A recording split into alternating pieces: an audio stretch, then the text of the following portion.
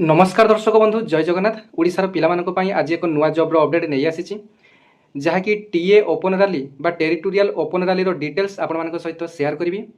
तेबे 15 नवेम्बर रु एही नियुक्ति रैली स्टार्ट होगा जाउछि। एथरे ऑनलाइन किबा ऑफलाइन रे आपण मानक फॉर्म आवेदन करिया पई पड़िबो नाही। केवल सीधा सड़क आपण माने निज निजर डॉक्यूमेंट सहित आपण माने एही नियुक्ति रैली को जिबे। एथिरे प्रथमे आपण मानकर फिजिकल हेबो, तापर फिजिकल पर आपण मानकर रिटिन हेबो। रिटिन रे पास कले आपण मानकर एथिरे आपण माने नियुक्ति पाइबे। तेबे बयस कथा जदि आलोचना करिबा एथिरे 18 वर्ष रु 42 वर्ष समस्त एथिरे इलिजिबल।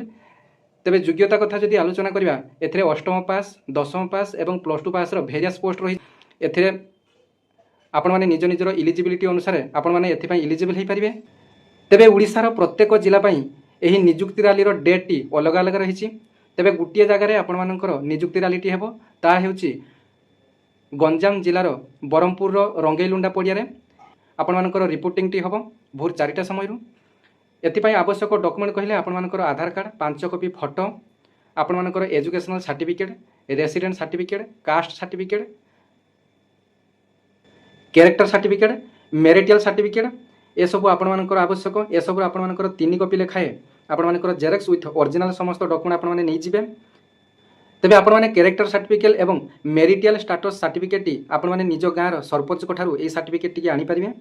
तेबे यार डिस्ट्रिक्ट वाइज डेट एवं फिजिकल रे कौन कौन सब डिटेल्स हबो ताहा मोर YouTube channel Orissa GDS Divya किंबा जीडीएस दिव्य रे आपण माने पाई परिबे। तेबे एमिति नुआ नुआ जॉब रो अपडेट पाइया पई आपण माने चैनल टी को आपण माने फॉलो करि नेबे। धन्यवाद। जय जगन्नाथ।